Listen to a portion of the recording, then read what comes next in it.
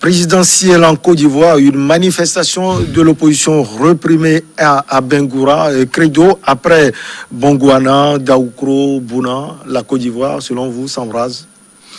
Oui, je dirais que ça ne va pas. Ça ne va pas du côté de la CEDEAO. S'embrase, donc je ne dirais pas. Mais ça ne va pas du côté de la CEDEAO. Ce n'est pas la période des élections qui va nous montrer, nous faire revivre ce que la CEDEAO a vécu dans les années avant 2010. Donc c'est une triste réalité. Normalement, je le disais dans le premier sujet, la période des élections devrait être une période festive.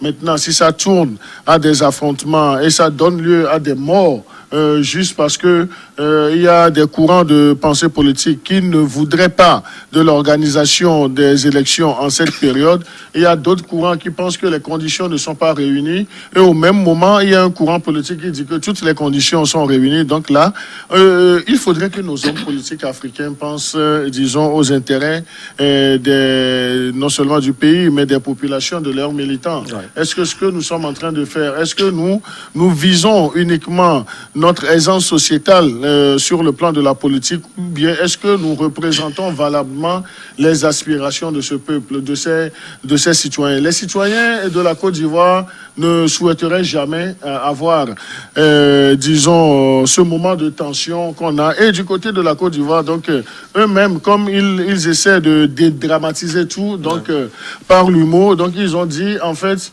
que habituellement les Ivoiriens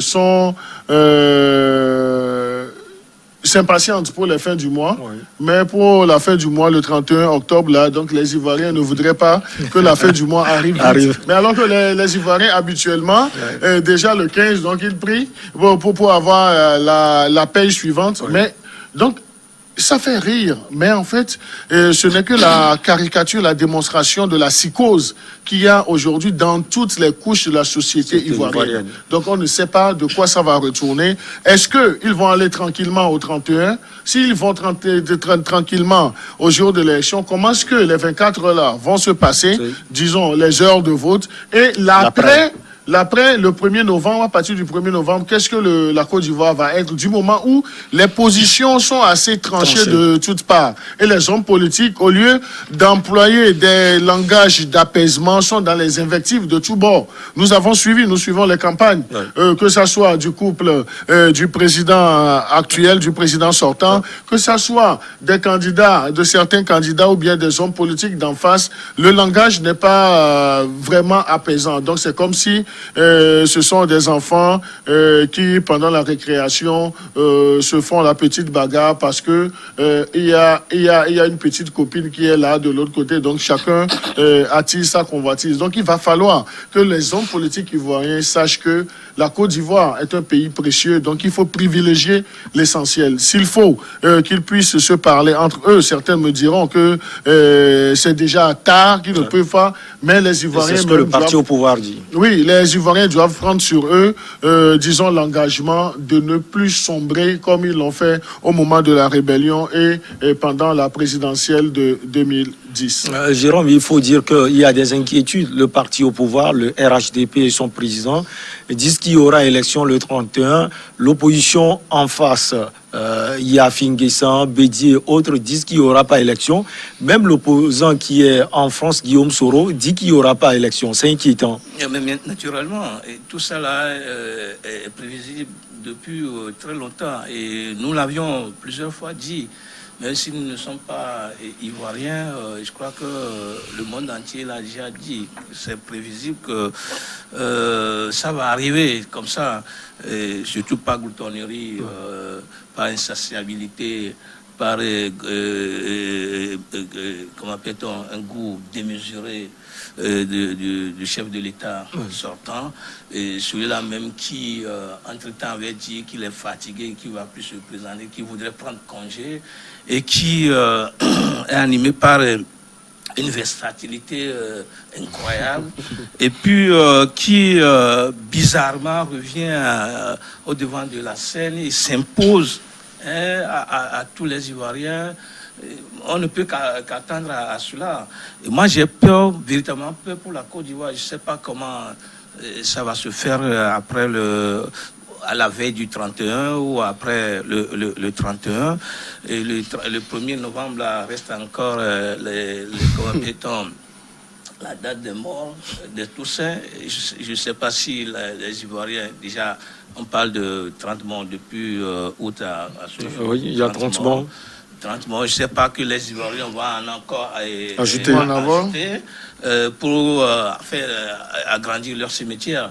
Et si c'est cela le cas, moi, ça me fait pitié. Et je ne pense pas à gloutonnerie. On va voir, on va regarder ces concitoyens être tués de cette manière-là. Et je me pose la question de savoir, le soir, devant sa télévision, devant, comment appelle-t-on, quand on veut sur les informations, qu'on dise qu'ici, il y a affrontement entre militaires et civils, ici, il y a des morts, ici, il y a des tueries, ici, il y a des blessés, ici, il y a des violences.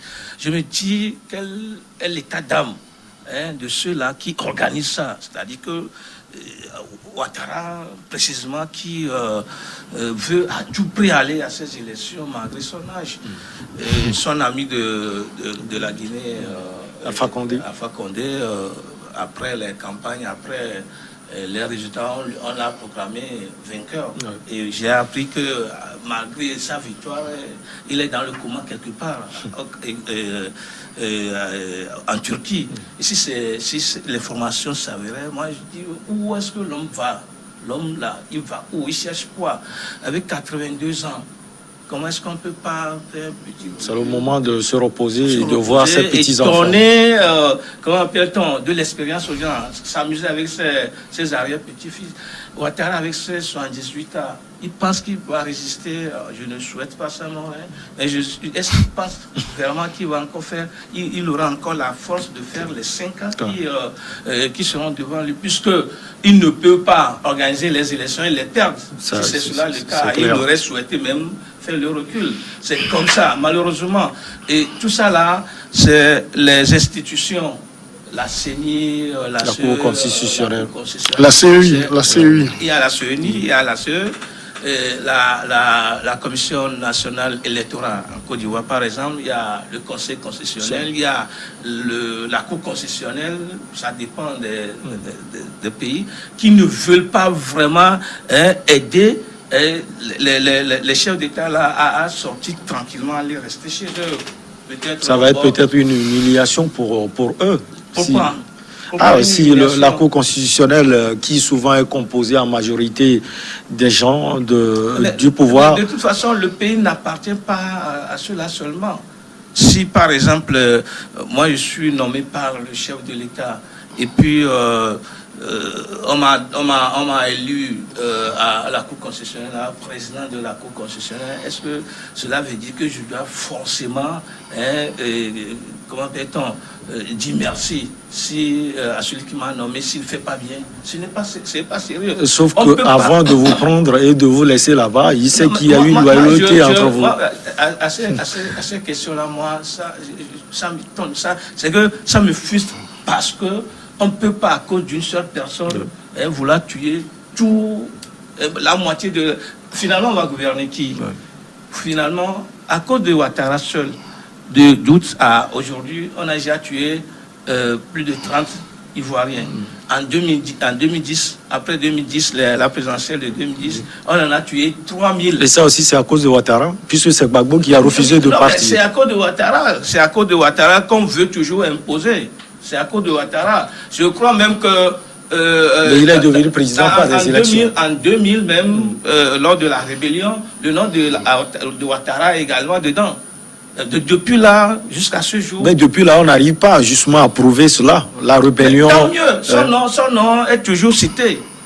Dans la rébellion, en 2000, après les élections de 2010, et aujourd'hui, son nom toujours est là. Comment est-ce qu'on peut vouloir chaque fois... porter les morts dans son dos? On va aller où avec? C'est comme les morts là, je ne sais pas si on va en faire des brochettes ou on va... Mais ça fait pitié, ça fait mal. Ça fait mal. On a déjà fait. Alassane Ouattara a beaucoup fait pour la Côte d'Ivoire. Sur le plan économique surtout. Oui, à ces 10 ans, ce qu'il a passé à la tête du pays, des gens l'ont félicité, on l'a vu à l'œuvre. Est-ce que cela ne lui suffisait pas juste pour son honneur, aller se reposer quelque part et puis regarder les autres continuer. Et là, ça devient une guerre entre lui et Soro en écoutant tout ce que les deux là se disent ces derniers temps-là. Mais ça fait peur, vraiment, véritablement peur. Mais je ne sais pas ce que ça va devenir juste après la présidentielle, si véritablement ça tient le 31. Credo, est-ce que c'est le problème à Ouattara, la Côte d'Ivoire? Parce qu'on le voit aussi, Bédié, qui a presque 90 ans, si je n'exagère pas, veut aussi se représenter, alors qu'on sait que le président Ouattara avait dit, si quelqu'un de ma génération se présente, moi aussi je me présente. Finalement, c'est la rivalité entre trois hommes. C'est pas bien. Le président Gbagbo, le président Bédié, le président Ouattara, qui plonge la Côte d'Ivoire.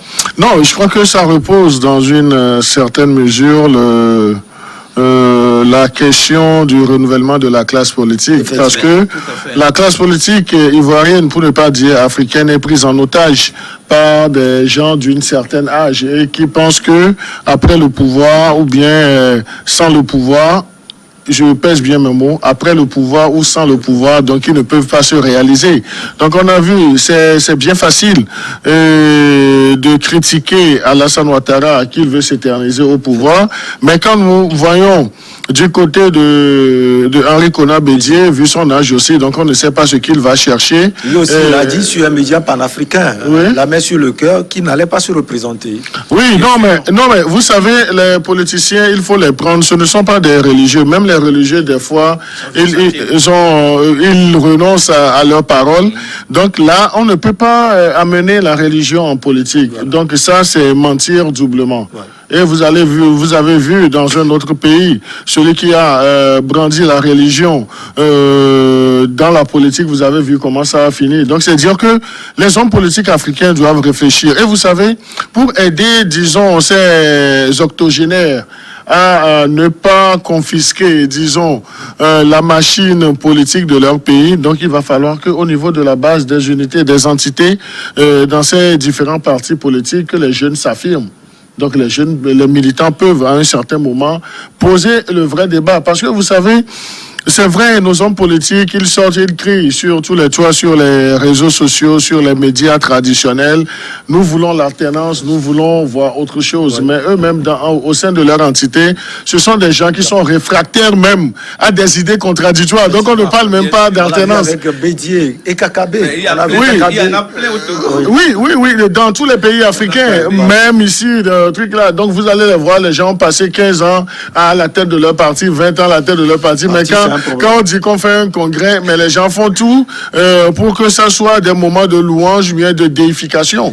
Donc pour dire que c'est comme s'ils sont devenus des dieux au minimum au sein de leurs entités. Donc il va falloir, et ça ne sera pas une tâche assez aisée, donc ça ne sera pas du tout facile pour les jeunes pour politique au niveau des partis, parce que les mentalités ont changé. Lorsque la compréhension de la démocratie aussi, la compréhension de la politique a changé parce que c'est une affaire générationnelle. C'est vrai, lorsque Alassane Ouattara a dit si les vieux, comme lui, ne se présentent pas, lui aussi ne va pas se présenter, nous avons vu quelle a été la première candidature, c'est celle de Henri Konan Bédié, HKB. Et quand il a fait ça, vous avez vu également que, c'est vrai, lui, il a eu une passerelle, le décès de Amadou Gon Coulibaly. Donc ça n'a été, dans une certaine mesure, que profitable à Alassane Ouattara, parce qu'il pensait que les vieux d'en face aussi n'allaient pas se positionner. Donc, même la position des Gors, Laurent Gbagbo en Belgique, la procédure au niveau de la CPI n'est pas terminée. Il est condamné, même si on peut critiquer la manière en Côte d'Ivoire. Mais les Gors ont posé sa candidature. Oui, ils ont posé sa candidature. Malheureusement, Laurent Gbagbo n'a pas fait jusqu'à présent une sortie. Il n'a même pas parlé. Il n'a même pas parlé pour dire est-ce que c'est lui qui est derrière ces candidatures. Donc là, vous voyez, aujourd'hui, Laurent Gbagbo, l'ancien prisonnier, Laurent Gbagbo, disons, est une source de motivation aujourd'hui. Ouais. Parce que les gens pensent qu'avec le retour de Laurent Gbagbo, avec tout ce qu'il a vécu pendant la période post-électorale, son séjour À la CPI, à la CPI, si Laurent Gbagbo revenait aujourd'hui, Laurent Gbagbo, rien que sa présence sur le territoire ivoirien est source de motivation, d'engouement, de remobilisation. Donc les gens, c'est vrai, donc les gars sont partis poser sa candidature, malheureusement, mais il y a 2 points très importants, la résidence et le fait d'être inscrit sur la liste électorale. Donc cela faisait défaut. Mais vous savez, ils le savaient, que la candidature allait être rejetée. Mais c'est ce qu'on appelle la communication politique, c'est l'un des aspects de la communication politique, pour qu'on ne puisse pas oublier cet homme historique, parce que sa sortie de prison coïncidait avec la période intense de préparatifs pour les élections. Donc il faut donner un signal pour dire que notre maman n'est pas partie. Et notre maman est toujours, comme eux-mêmes, ils l'appellent maman. Donc c'est dire que leur leader, leur grand leader, donc n'est pas encore fini. Il peut encore jouer cette partition. Mais en somme, ce que nous allons dire, c'est valable pour toutes les oppositions africaines, pas seulement de l'espace CEDEAO. Pensez à renouveler les instances au niveau de vos partis. Pensez à offrir des opportunités également aux jeunes, et que les jeunes au sein des entités politiques n'attendent pas que ça soit automatiquement un système d'offres. Donc ils doivent travailler pour mériter la confiance de ceux qui s'éternisent à des postes de responsabilité au sein de leur parti, parce que ça fait vivre, ça fait manger. Et lorsque vous voyez l'autre mal aussi de la politique africaine, la plupart des hommes politiques de l'opposition ont transformé la politique en profession. Donc ce sont des gens qui n'ont plus d'autres débouchés. Et certains même, c'est comme s'ils ont déjà fait leur carrière administrative ou bien de gestion. Donc ils sont aujourd'hui à la retraite. Ce qui les occupe, c'est la politique. Donc il faudrait que les mentalités puissent changer. Parce que la politique des années 90, ce n'est plus le même système de jeu qu'on joue. Et aujourd'hui, imaginez un seul instant que du côté de la Côte d'Ivoire, on ait des jeunes leaders des 2 côtés qui s'attablent. Ils vont s'engueuler, mais au finish, ils vont s'entendre sur l'essentiel.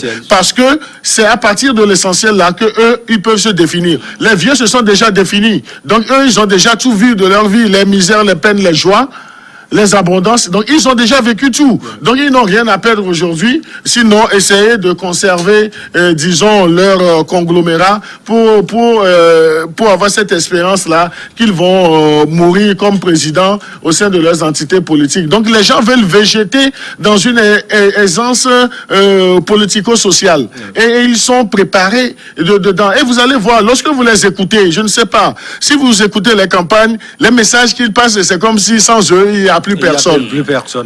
Et là, ce qui fait mal, c'est que lorsque vous tournez, vous voyez derrière ou bien à côté de ces vieux-là, il y a des cadres. Non, mais il y a des cadres, non seulement des cadres, mais des cadres jeunes qui applaudissent. Voilà. Je me dis, est-ce que c'est le temps d'applaudissement? Vous allez applaudir éternellement? Est-ce que vous ne pouvez pas applaudir vos propres efforts? Est-ce qu'ils ont le choix? Non, ils ont le choix. Et le choix, là, on peut l'assimiler à la volonté. Lorsqu'ils ont la volonté, ils peuvent renverser la vapeur. Et dire renverser la vapeur, ce n'est pas aller par des violences verbales et autres là. Vous savez, lorsque vous êtes un leader, et de ce quoi en politique, ça ne dépend pas de votre jeunesse, hein. Vous devez avoir une mission. Et la mission doit s'agripper à une vision. Donc, c'est dire que vous avez une vision, il y a une mission. Maintenant, lorsque la mission est clairement définie, vous allez également faire la définition des stratégies pour réaliser cette mission-là. Et c'est cela qui va donner vie à cette vision-là, la vision qu'on peut assimiler aussi à la perfection des idées. Lorsqu'on a des hommes politiques qui ne réfléchissent que dans leur cocon familial, qui ne veulent que se positionner, avoir des postes de responsabilité et avoir une certaine assurance sociétale tout en mentant à la base. Donc ce sont les réalités. Donc les jeunes politiques africains doivent se réveiller. Voilà. Jérôme, ce qui est aberrant, c'est que ces leaders politiques représentent de communautés fortes. Quand on voit les violences, on voit que chez les Gbagbo, Bouna, il y a eu des incendies de toutes sortes.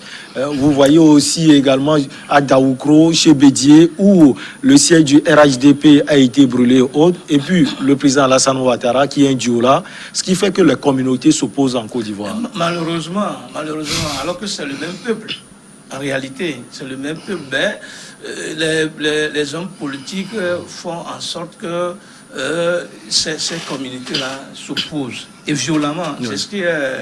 C'est ce qui est dangereux dans le jeu. Et pour rebondir sur en temps ce que disait Credo, je me dis que même les jeunes cadres, les jeunes qui devaient en réalité substituer par après à ces vieux qui sont à la tête de leur parti et qui ne veulent jamais partir, ces jeunes-là, malheureusement, ce sont eux qui s'affrontent sur les réseaux sociaux. Ils n'aiment pas du tout qu'on critique leur leader. Oui. Même si le leader fait mal, si le leader ne fait pas bien, qui fait ce qui ne rentre pas dans leur intérêt, si par hasard quelqu'un tombe sur une affaire d'un leader qui n'avantage pas d'abord les militants, qui n'avantage pas le parti, mais quand on le dit, ce sont ces jeunes-là qui en réalité devaient s'approprier de ce qu'on a dit, l'étudier, le creuser pour voir la réalité dedans, pour savoir ce qu'il faut faire pour demain, trouver l'opportunité pour se substituer ou pour, comment appelle-t-on, et faire dégager le vieux là qui ne veut pas le laisser. Ce sont ces jeunes-là même qui s'attaquent à vous. Parce que vous lui avez dit, tant vous avez critiqué, c'est devenu finalement la culture de la personnalité, le culte de la personnalité. Et c'est ça qui me fait mal. Moi, quand je suis sur les réseaux sociaux, je suis les gens, je les lis, mais ça fait pitié. Je me pose même la question de savoir, est-ce qu'un jour, il y aura quand même ces jeunes-là qui vont prendre la tête? Est-ce qu'il y aura le renouvellement de la classe politique? Dans les pays africains en réalité, et particulièrement au Togo, parce que la réflexion même, la logique même dans laquelle des gens se retrouvent, ça fait vraiment pitié, Ce qui se passe en Côte d'Ivoire n'est pas propre seulement à la Côte d'Ivoire, parce qu'il y a les leaders pour réussir à leur mission, pour réussir à atteindre leur objectif, ils font quoi? Ils opposent les communautés, ils divisent pour régner. Voilà. C'est ce qui leur permet d'atteindre leur objectif. S'ils n'arrivent pas à faire ça, ils ne peuvent jamais réussir à ce qu'il faut opposer. Il faut opposer les gens, il faut opposer les communautés. Il faut tenir des discours tribalistes. Alors que c'est le même peuple. Après tout, la Côte d'Ivoire appartient aux Ivoiriens. Le Togo appartient aux Togolais. Le Bénin appartient aux Béninois. Et l'Afrique appartient aux Africains. Mais malheureusement, c'est ce qu'on constate. Et puis, bon, c'est ce qui fait que le continent même n'évolue pas. En commun, la sous-région ouest africaine, ça n'évolue pas du tout. On est dans un carcan politique ou sociopolitique où il faut détruire, il faut tuer, il faut chasser pour s'autoproclamer, pour s'imposer. Ça ne peut pas faire avancer le continent. Donc moi, je souhaite, comme le disait Credo, il faudrait que la jeunesse africaine réfléchisse autrement.